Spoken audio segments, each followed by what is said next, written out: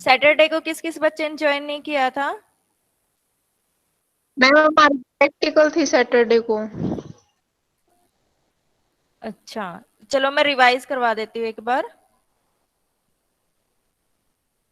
हम Q value पढ़ रहे थे, Q value of nuclear reaction. ठीक है, कोई भी न्यूक्लियर रिएक्शन हम कैसे रिप्रेजेंट करते हैं कि हम क्या करवाते हैं, एक प्रोजेक्टाइल को इंसिडेंट करवाते हैं टारगेट न्यूक्लियस एक्स के ऊपर। ठीक है, तो क्या मिलता है हमें प्रोडक्ट में, एक कंपाउंड न्यूक्लियस मिलता है और साथ में एक आउटगोइंग पार्टिकल मिलता है। ठीक है, तो उस रिएक्शन को हम कैसे रिप्रेजेंट करते हैं, एक्स ब्रैकेट में ए दैट इज प्रोजेक्टाइल, ठीक है, comma B that is outgoing particle, ठीक है, and then compound nucleus that is Y. ठीक है, इस रिएक्शन में क्या होता है बेटा, लार्ज अमाउंट में क्या होता है, एनर्जी रिलीज और एब्जॉर्ब होती है। ठीक है, अगर एनर्जी क्या हो रही है न्यूक्लियर रिएक्शन में, रिलीज हो रही है, तो उस रिएक्शन को हम बोल देते हैं एक्सोर्जिक रिएक्शन। ठीक है, और अगर एनर्जी एब्जॉर्ब हो रही है तो उस केस में क्या बोल देते हैं हम न्यूक्लियर रिएक्शन को, एंडोर्जिक न्यूक्लियर रिएक्शन। ठीक है, दो टाइप की न्यूक्लियर रिएक्शन होती है, exoergic nuclear reaction and endoergic nuclear reaction. Exoergic nuclear reaction कौन सी होती है, जिसमें क्या होता है जब रिएक्टेंट रिएक्ट करते हैं आपस में, ठीक है, तो उस केस में क्या होता है, लार्ज अमाउंट में क्या होती है, एनर्जी रिलीज होती है। ठीक है, डेट मीन्स क्यू वैल्यू क्या होती है इस केस में, पॉजिटिव होती है। अगर क्यू वैल्यू पॉजिटिव है, डेट मीन्स वो रिएक्शन क्या कहलाएगी, आपकी एक्सोर्जिक न्यूक्लियर रिएक्शन। ठीक है, एंड एंडोर्जिक न्यूक्लियर रिएक्शन क्या होती है, एंडोर्जिक न्यूक्लियर रिएक्शन वो रिएक्शन होती है जिसमें अगर प्रोजेक्टाइल के पास कम एनर्जी है, तो उस केस में जो न्यूक्लियर रिएक्शन है वो पॉसिबल नहीं होती। ठीक है, तो उस केस में हमें क्या करना पड़ता है, जो प्रोजेक्टाइल है उसको उसको काइनेटिक एनर्जी प्रोवाइड करनी होती है। ठीक है, तो जो एनर्जी हम प्रोवाइड करते हैं न्यूक्लियर रिएक्शन को कैरी आउट होने के लिए, उस एनर्जी को हम, उस रिएक्शन को हम क्या बोल देते हैं, एंडोर्जिक न्यूक्लियर रिएक्शन। ठीक है, इस केस में क्या होता है, जो क्यू वैल्यू है वो नेगेटिव होती है। क्यू वैल्यू नेगेटिव होने का मतलब क्या हुआ, जो रिएक्शन है वो पॉसिबल नहीं होगी, तो उस केस में हमें क्या करना पड़ेगा, एनर्जी सप्लाई करनी पड़ेगी। और वो जो एनर्जी हम सप्लाई करेंगे वो कौन लेगा, यहाँ पर जो प्रोजेक्टाइल हम इंसिडेंट कर रहे हैं वो अपने उस एनर्जी को काइनेटिक एनर्जी के तौर पे यूज करेगा। ठीक है, तो उन रिएक्शन को हम क्या बोल देते हैं, एंडोर्जिक न्यूक्लियर रिएक्शन। क्लियर है? Yes ma'am. ठीक है, जो एक्सोर्जिक न्यूक्लियर रिएक्शन है उसका तो हमने डेरिवेशन पढ़ लिया था। एक्सोर्जिक न्यूक्लियर रिएक्शन जो होती है वो even zero kinetic energy of the projectile पे भी पॉसिबल होती है। ठीक है, लेकिन एंडोर्जिक न्यूक्लियर रिएक्शन है, अगर काइनेटिक एनर्जी जीरो है प्रोजेक्टाइल की, तो उस केस में रिएक्शन पॉसिबल नहीं होगी, इंड्यूस नहीं होगी। तो उस केस में रिएक्शन को इंड्यूस करवाने के लिए हमें क्या करना पड़ेगा, एनर्जी सप्लाई करनी पड़ेगी। और वो जो एनर्जी हम सप्लाई करेंगे that is called threshold energy. ठीक है, थ्रेशोल्ड एनर्जी क्या, कौन सी एनर्जी होती है, the energy which is supply to the projectile in term of their kinetic energy to induce the nuclear reaction is known as threshold energy. ठीक है, threshold energy से क्या क्या मीनिंग है बेटा, यहाँ पर जो मिनिमम एनर्जी हम प्रोजेक्टाइल को देते हैं रिएक्शन को कैरी आउट होने के लिए, ठीक है, रिएक्शन को इंड्यूस होने के लिए, वो मिनिमम एनर्जी क्या कहलाती है, थ्रेशोल्ड एनर्जी कहलाती है। ठीक है, अगर हम वो मिनिमम एनर्जी सप्लाई नहीं करेंगे तो उस केस में रिएक्शन पॉसिबल नहीं होगी। तो उन रिएक्शन को हम बोल देते हैं एंडोर्जिक न्यूक्लियर रिएक्शन। और जो एनर्जी हम सप्लाई करते हैं काइनेटिक एनर्जी के तौर पे किसको, प्रोजेक्टाइल को, वो एनर्जी क्या कहलाती है, थ्रेशोल्ड एनर्जी। क्लियर है? Yes ma'am. ओके, आज हम डेरिवेशन ऑफ थ्रेशोल्ड एनर्जी पढ़ेंगे।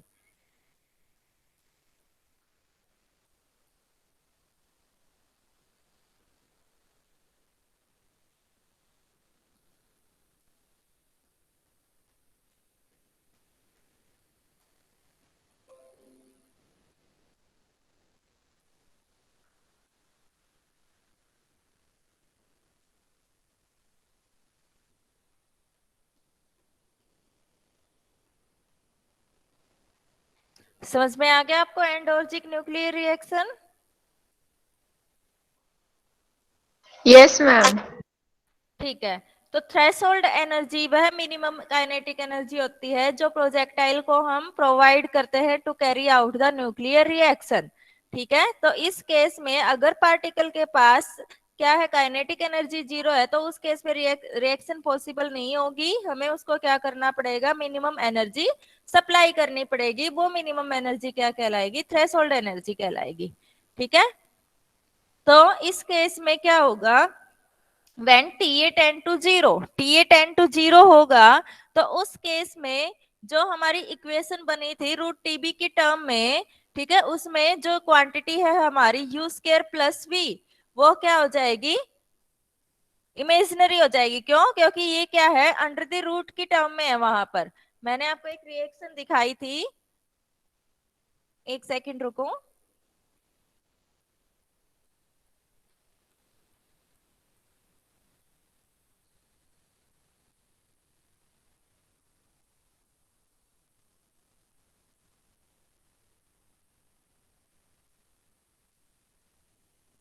Yes, equation 3.12।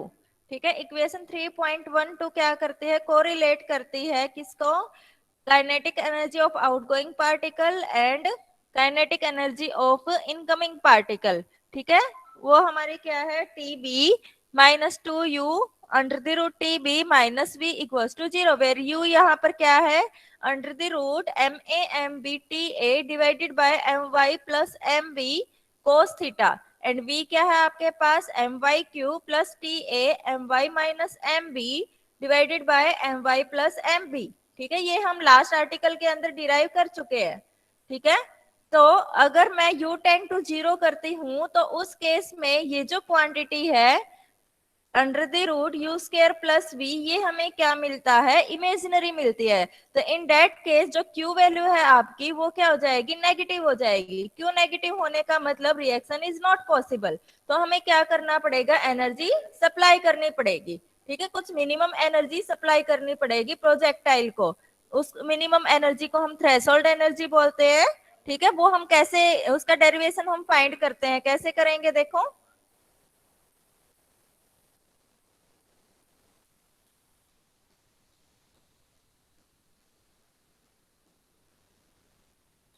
स्क्रीन शो हो रही है बेटा आपको?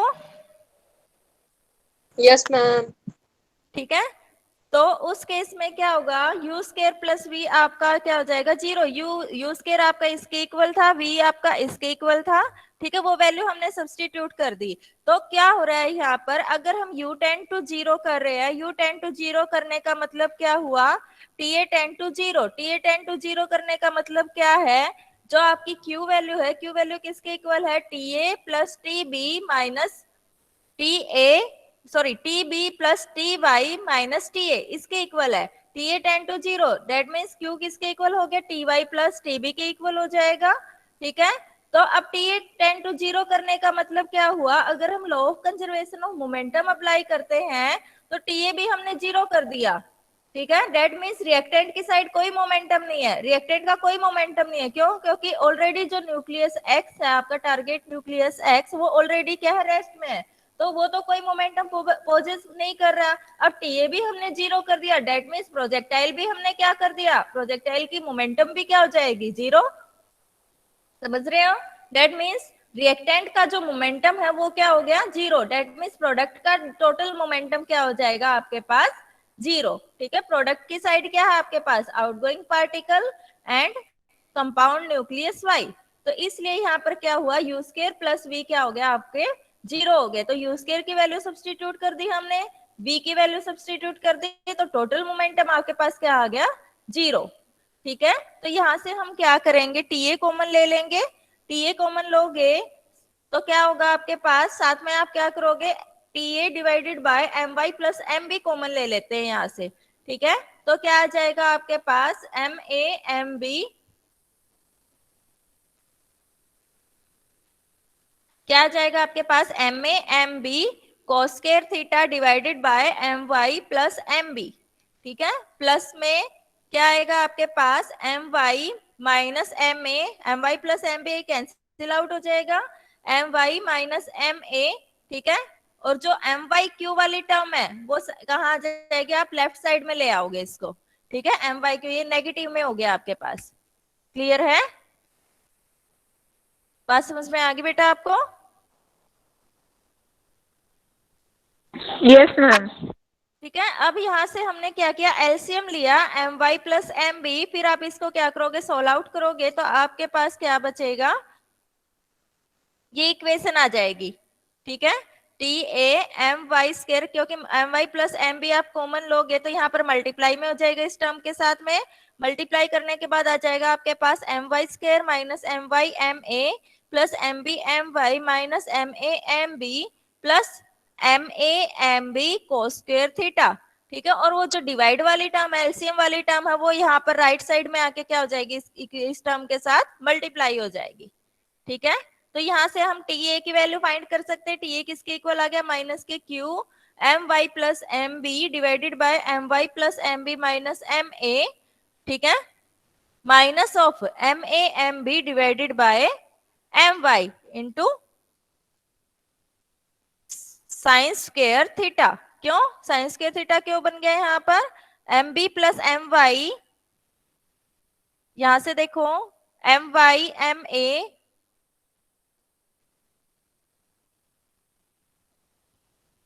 स्क्रीन शो हो रही बेटा आपको मेरी,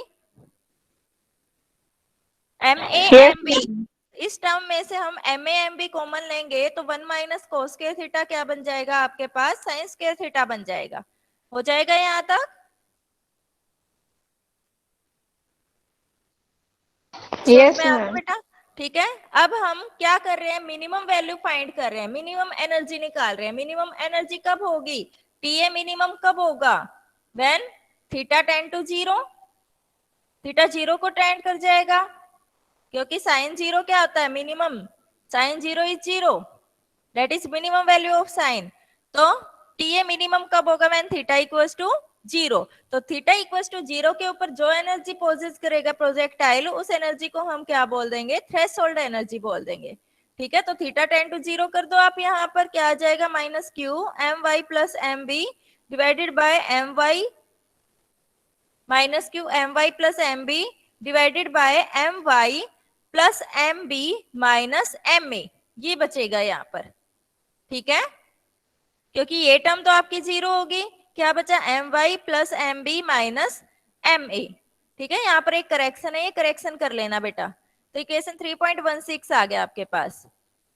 तो this at theta equals to zero the energy of the projectile is known as threshold energy. Clear है,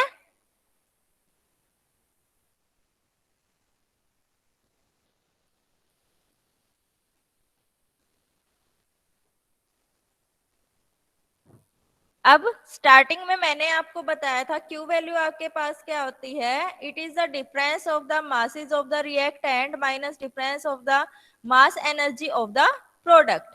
क्यू वैल्यू को हमने कैसे डिफाइन किया था, Q value may be defined as the difference of the mass energy of the reactant and mass energy of the product, that means mx c square minus ma c square, ठीक है, minus of M Y C square plus, कैसे define करेंगे, M X C square plus M A C square, ठीक है। ये तो energy होगी किसकी, rest mass energy of the reactant side, ठीक है, माइनस प्रोडक्ट साइड का रेस्ट मास एनर्जी क्या होगा, minus of M Y C square plus M B C square, उनका डिफरेंस मैंने इस तरीके से डिफाइन किया था, ठीक है।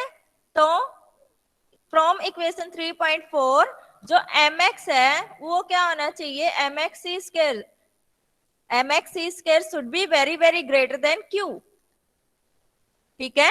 That means mx should be very very greater than q by c square.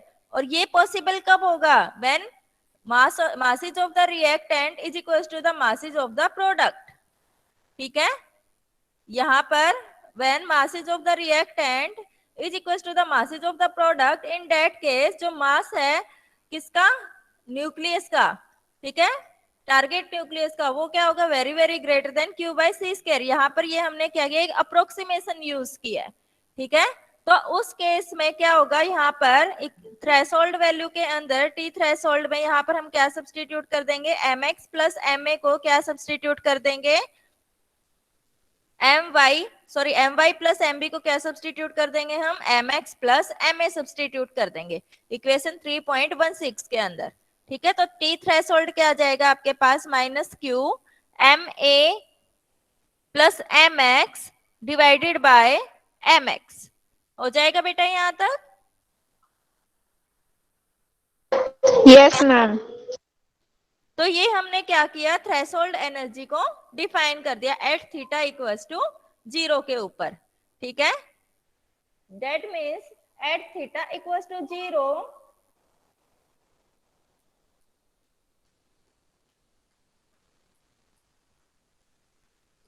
इसका मतलब क्या हुआ, एट थ्रेशोल्ड एनर्जी जो पार्टिकल है वो अपीयर होगा in the direction of incident particle, ठीक है।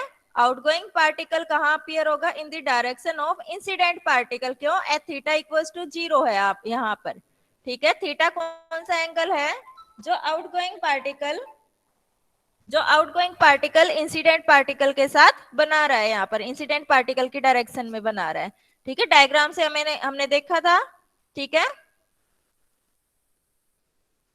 तो एट थीटा इक्वल्स टू 0 के ऊपर जो काइनेटिक एनर्जी होगी आउटगोइंग पार्टिकल की, वो क्या हो जाएगी आपके पास, यू स्केयर के इक्वल हो जाएगी। और यू आपके पास यू स्केयर किसके इक्वल हो जाएगा, आपका टी ए थ्रेशोल्ड, साथ में ये फैक्टर आप मल्टीप्लाई करोगे M A M B divided by M A plus M Y का होल स्केयर, ठीक है। समझ में आया बेटा आपको।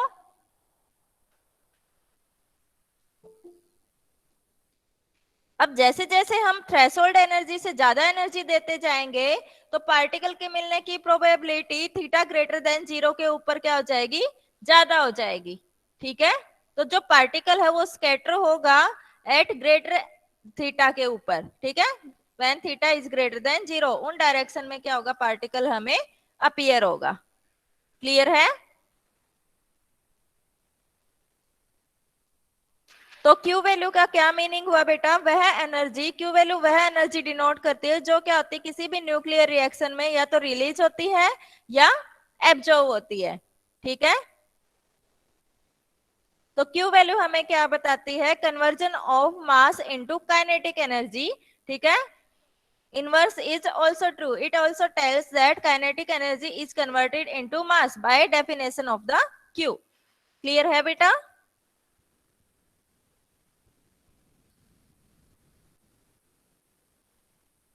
Hello, Yes, ma'am. समझ में आ गया बेटा। यहाँ पर आपका energetics of nuclear reaction complete हो जाता है, ठीक है। उसके बाद हम शुरू करेंगे न्यूक्लियर रिएक्टर्स। आपने 12th में भी पढ़ा होगा न्यूक्लियर रिएक्टर्स, पढ़े हैं न्यूक्लियर रिएक्टर्स आपने। Yes, ma'am.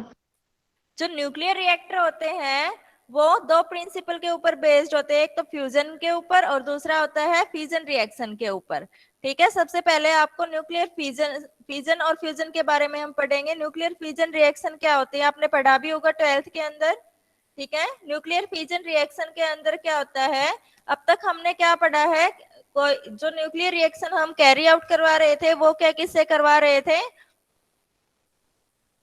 बताओ किससे करवा रहे थे, प्रोटॉन से, न्यूट्रॉन से, अल्फा पार्टिकल से, ठीक है।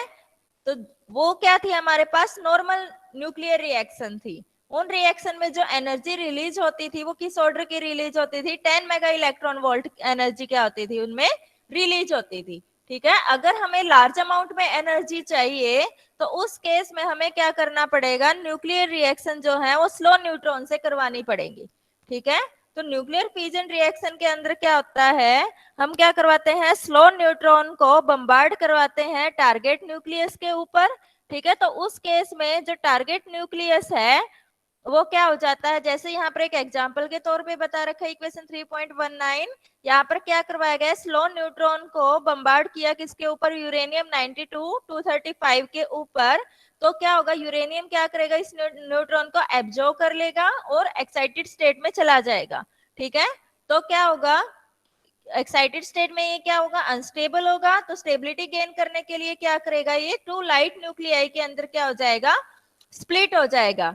ठीक है, तो इस प्रोसेस में क्या होता है, 3 एक्स्ट्रा न्यूट्रॉन निकलते हैं और साथ में क्या होते हैं, लार्ज अमाउंट में एनर्जी रिलीज होती है, डेट इज क्यू।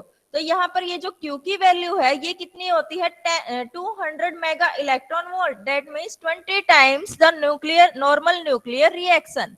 ठीक है, तो इतनी लार्ज अमाउंट में क्या होती है, एनर्जी रिलीज होती है। तो इन रिएक्शन को हम क्या बोलते हैं, न्यूक्लियर फिजन रिएक्शन। तो न्यूक्लियर फिजन रिएक्शन को हम कैसे डिफाइन करते हैं, the reaction in which a heavy nuclei is split into two lighter nuclei of comparable masses. ठीक है, in that process large amount of energy is released with 3 neutrons.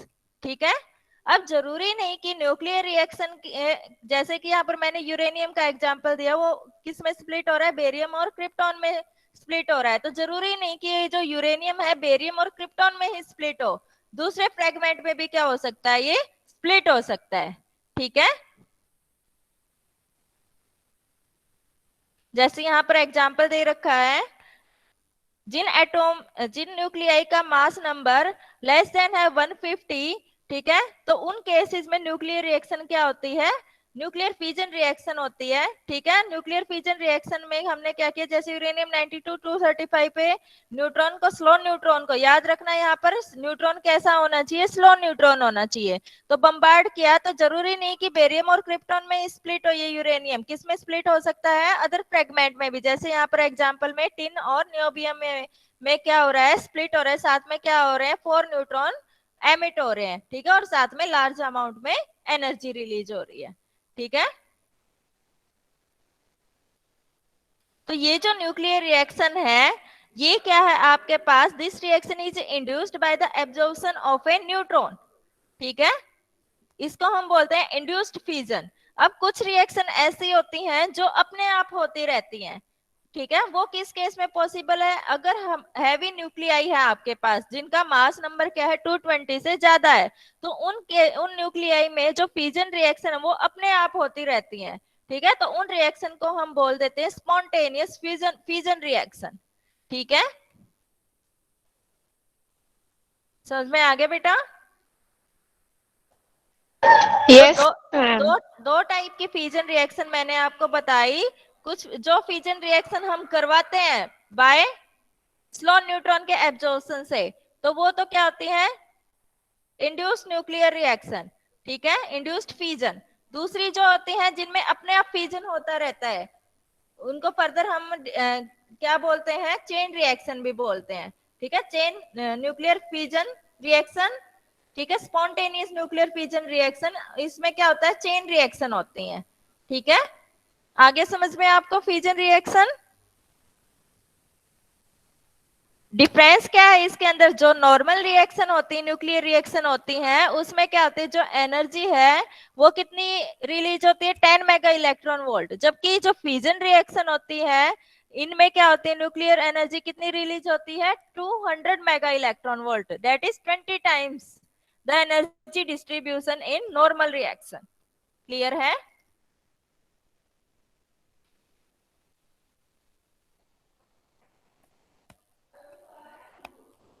समझ में आया बेटा।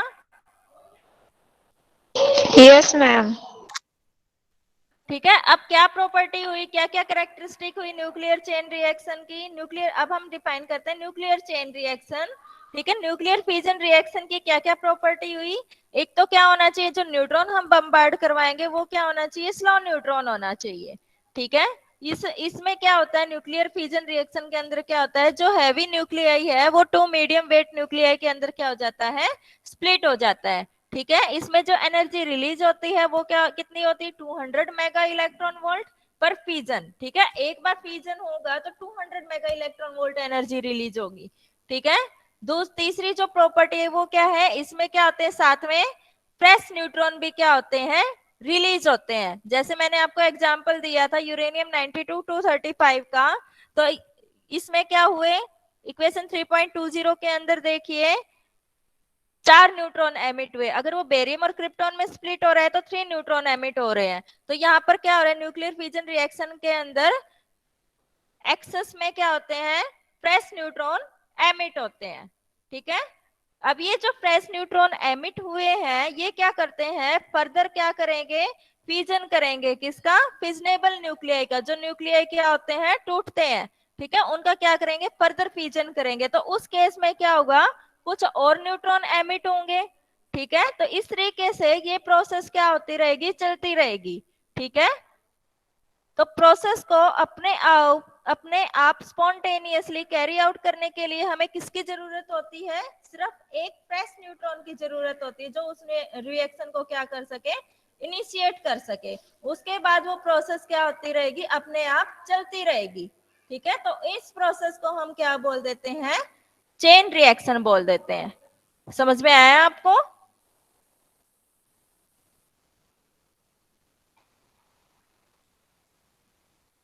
क्या होता है चेन रिएक्शन में, एक स्लो न्यूट्रॉन स्टार्टिंग में हम क्या करवाते हैं, कोई भी रिएक्शन है उसको क्या करवाना पड़ता है, हमें इनिशिएट करवाना होता है। तो वो इनिशिएशन हम किससे करवाएंगे, एक स्लो न्यूट्रॉन से करवाएंगे। स्लो न्यूट्रॉन को हम बम्बार्ड करवाएंगे एक टारगेट न्यूक्लियस के ऊपर। तो उस प्रोसेस में जो टारगेट न्यूक्लियस है आपके पास, वो क्या हो जाता है, स्प्लिट होएगा टू कंपेरेबल मासिस न्यूक्लियाई के अंदर, और साथ में क्या होंगे, 3 न्यूट्रॉन एमिट होंगे। वो 3 न्यूट्रॉन फर्दर क्या करेंगे, जो फिजनेबल न्यूक्लियाई है उनका क्या करेंगे, फिजन करेंगे। तो उस प्रोसेस में क्या होंगे, और न्यूट्रॉन एमिट होंगे। फिर वो और जो एक्स्ट्रा न्यूट्रॉन एमिट हुए वो फिर फर्दर क्या करेंगे, फिजनेबल न्यूक्लियाई को फिजन करेंगे। ठीक है, तो इस तरीके से ये प्रोसेस क्या होती रहेगी, चलती रहेगी। तो इस तरीके से ये जो सेल्फ जनरेटिंग रिएक्शन है इनको हम क्या बोल देते हैं, चेन रिएक्शन बोल देते हैं। समझ में आया आपको?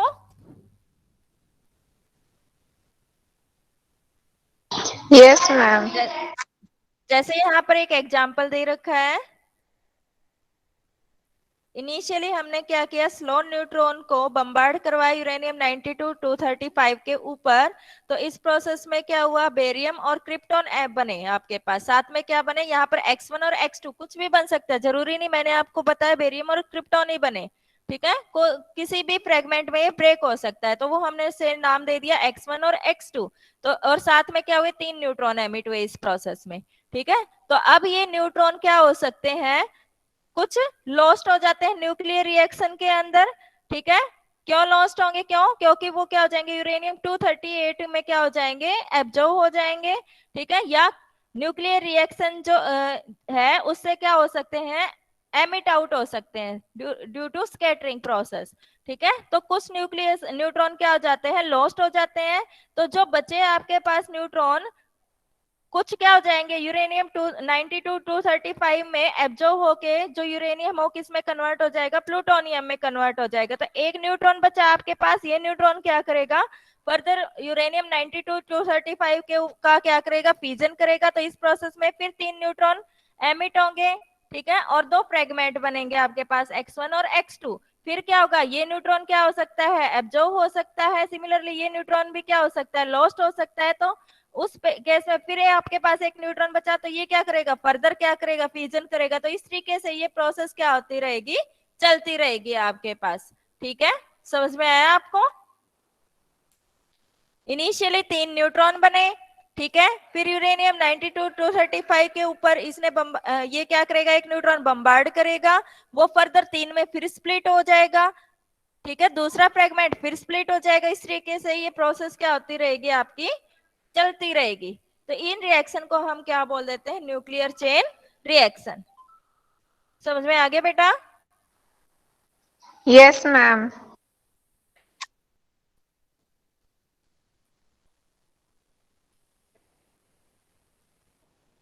तो जो न्यूक्लियर न्यूट्रॉन जो बन रहे हैं, फ्रेश न्यूट्रॉन, वो किस किस कारण से लॉस्ट हो सकते हैं। एक तो absorption in various material of the reactor, like uranium 238 में एब्जॉर्ब हो जाए।